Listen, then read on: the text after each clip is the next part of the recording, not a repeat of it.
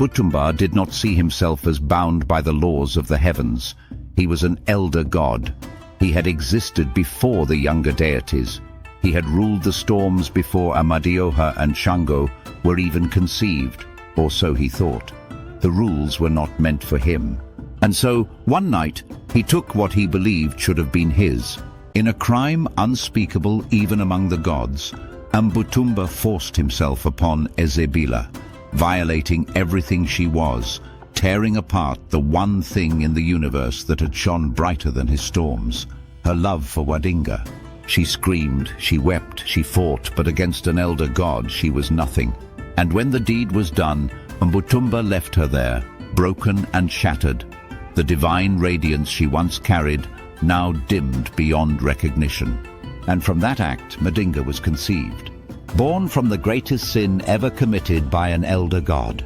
For what Mbutumba had done was forbidden, not just because it was an act of violence and violation, but because it went against the very essence of divinity itself.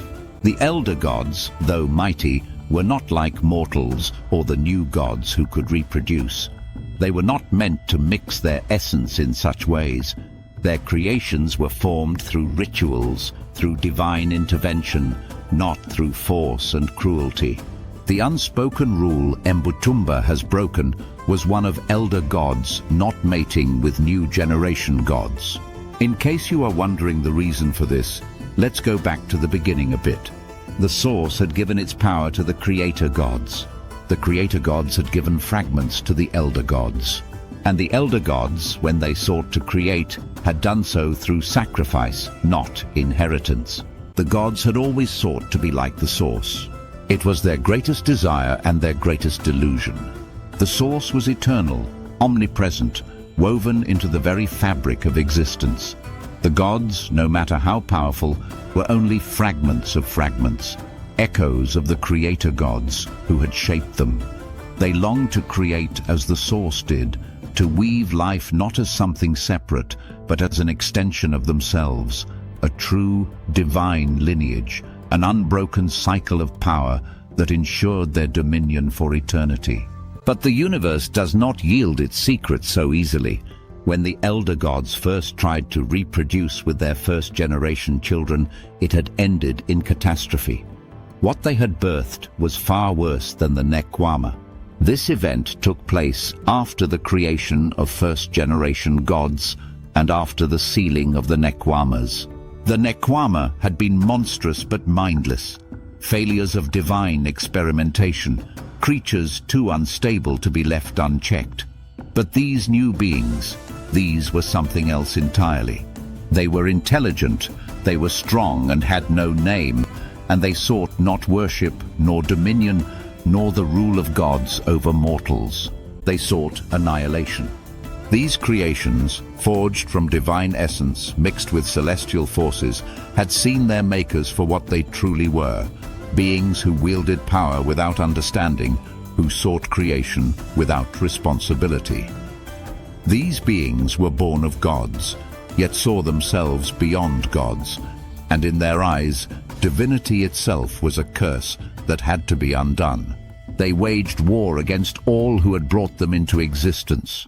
And though the gods were mighty, the war was long, brutal beyond words. It threatened not only the celestial realms, but the balance of all things.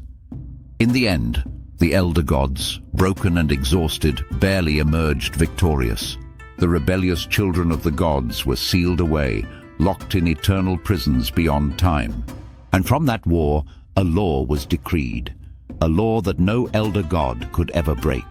They would never again mate with their own creation. To do so was to invite another catastrophe, to birth another force that could bring the heavens themselves to ruin.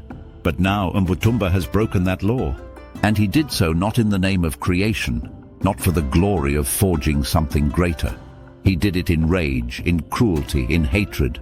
Yet in his arrogance, he believed his crime would bear no consequence. He was an elder god. His will was absolute. Ezebila was merely a lesser being, a goddess with no kingdom, no power to rival him. She had suffered, yes, but that would be the end of it. She would not bear a child.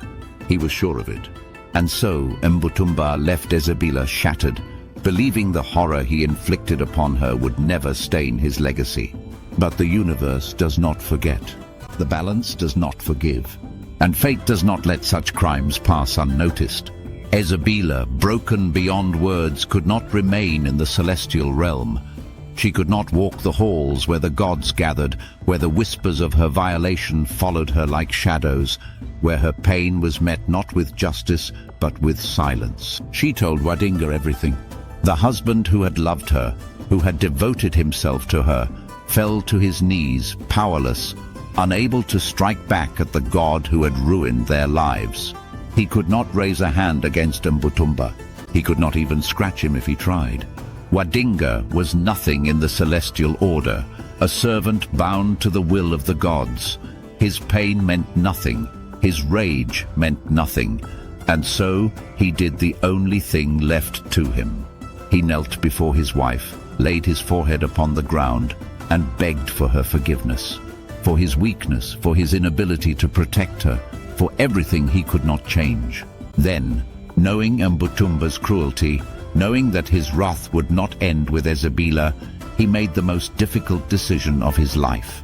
He sent her away. She refused at first. She did not want to leave him. Even in her suffering, she loved him still, and she had no desire to run, but he gave her no choice. He sought out an old friend, a being who had once been a figure of great importance in the celestial realms, but had long since fallen from grace. Ibiru.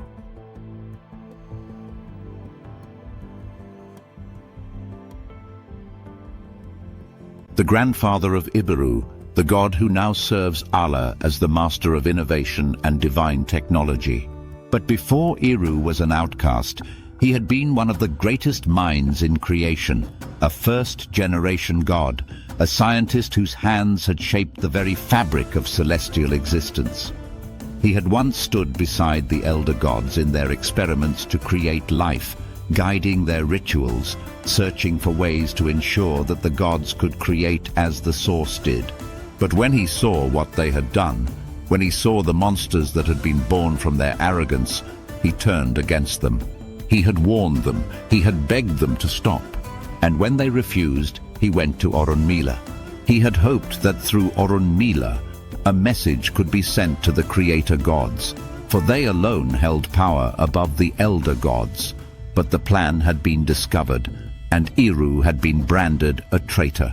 For his defiance, he was hunted, marked for death by the gods he had once served. He would have perished had it not been for Madinga and his friends, who risked everything to save him. This event took place during Madinga's younger days. Since then, Ibiru had owed his life to Madinga, and now he would repay that debt. With the unconscious Ezebila in his arms, he carried her far beyond the reach of the elder gods. He took her to one of the most protected places in Alkebulan, a land even the mightiest beings dared not enter without permission. The Isiohia forest, a domain ruled not by gods, but by the greatest of the guardian spirits. Beings who had existed before the heavens were divided, before the pantheons were formed. Their authority was their own. No elder god, not even Mbutumba, could step into their realm uninvited.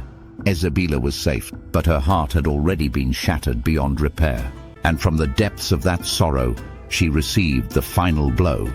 From the whispering trees, from the lips of spirits who had seen it all, she heard the news that broke what little remained of her soul.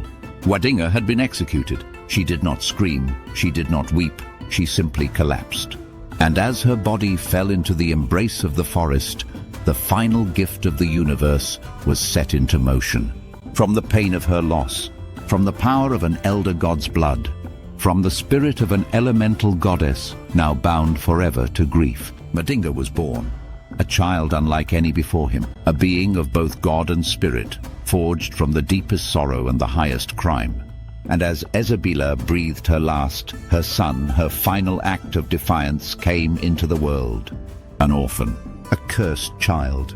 And yet, in his veins, in his very essence, there was a power that could stand against the elder gods themselves.